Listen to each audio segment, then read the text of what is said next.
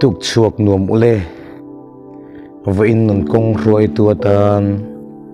Lalpaa Innghah tihi kan ngai thla ho le do nanga tukin devotion atana kan lo mang tangkai le do nia tun lai chu kain dai ngang lova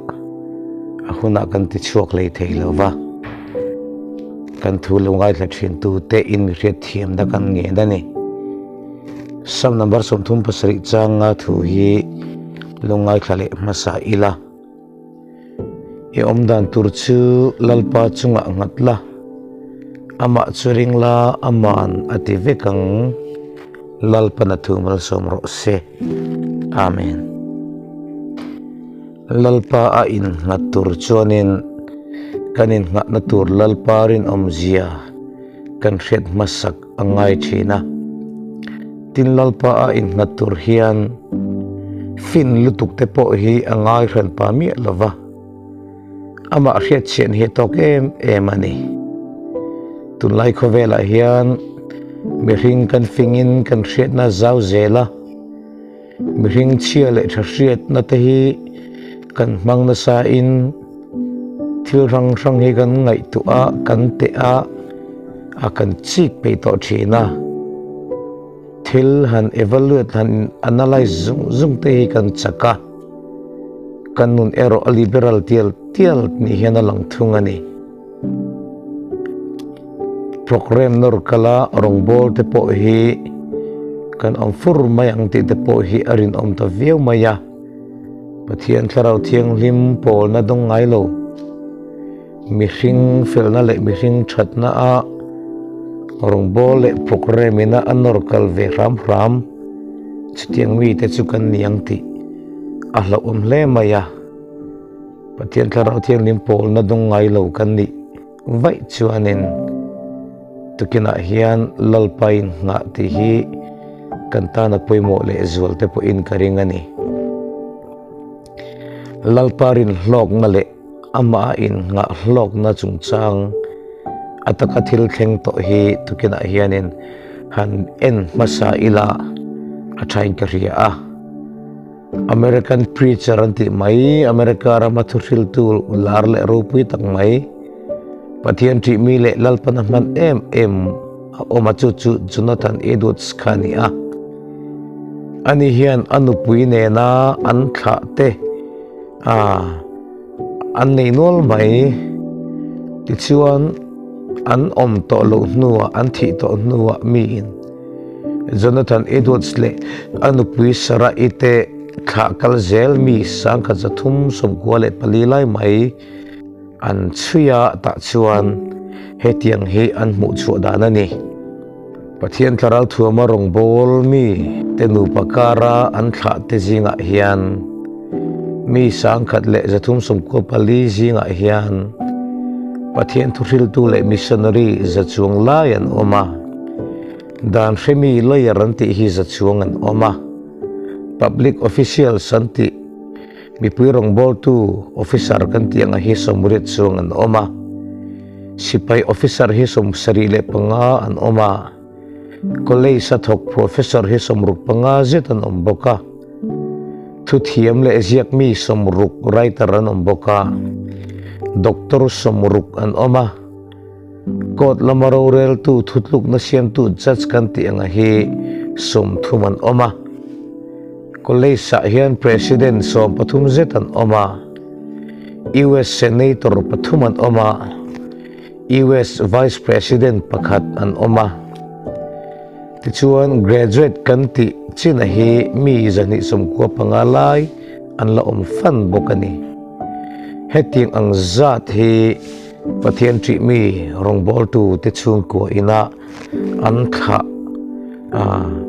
anom to lo nu po a zon na kong rang lo tlin na chang kanan tiang chi kha an nei tlat mai ni chu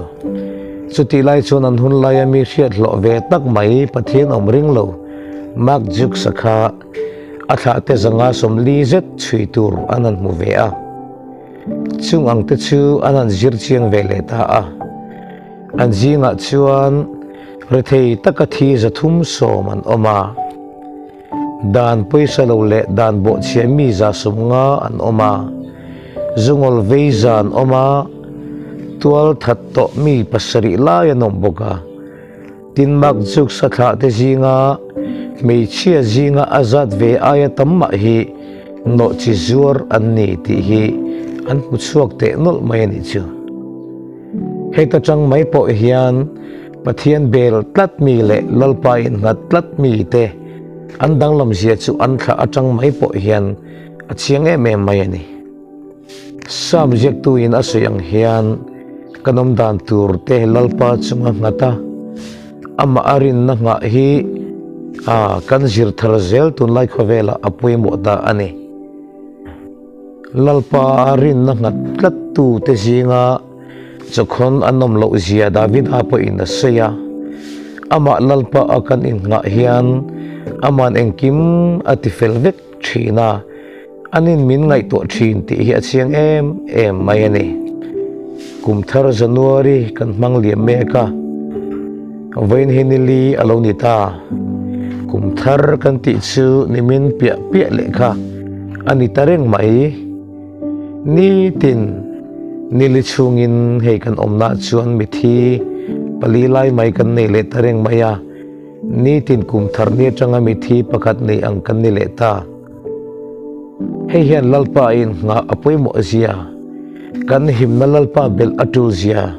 min ngai to thar tir em mani vawiin devotion atan hian kumin chunga kan hun le kum kan man dan tur chung changa hian thanem ngai anabok aniang ke malam ril ruwa chuan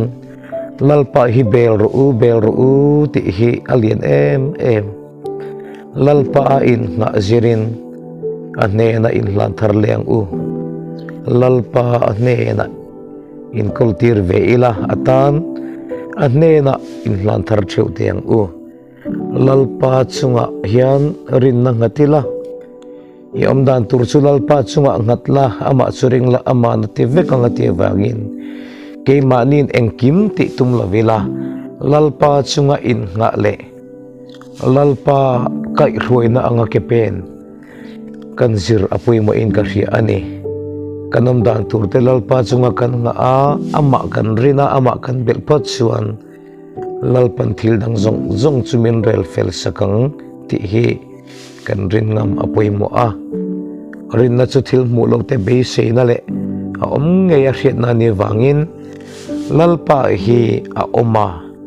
oma ni lalpa hi rin tla kani ji athua mun tam taka min ril to chuwang chun lalpa karing zelang che nangma hian ka in ngat ve don ani kan ti ngam na hian rin na chu take kan pen ngam na chuan arin omzia kan mu thina arin omzia min mu tir hian lalpa thatna tem to te chuan chu an zong chang thina he lalpa thatna tem tur hian kan omdan tur te achunga kan nga ngam angai masani ti hi tugina hian ingai to non le ila izir chuk le te ang lalpa na thu mal som ro se amen itong tayang lalpa kan pathian chung nung ber tukina hian atharin chibai kan buk che min hruaitu na zonga hian lom thu kan seye i thatna le ngil ni na hi kan tan angai reng thin kan ta ni hluani tukina hian lalpa kan om dan tur he kum kan man da tur te hi in duan thin ma ila pakhat ma ati lo tin the na kan nei lo chuwang chuan kan om dan tur te hi nang ma chunga kan ron ngata nangman min hruaila minom puila lalpa kan om dan tur in ku takan nga hi nangin min hre sakin min pom sakang che eng po kan chunga lo thleng sela nangma lom thei turin min tran puila i khongai na lali so mengin kan ron dile amen.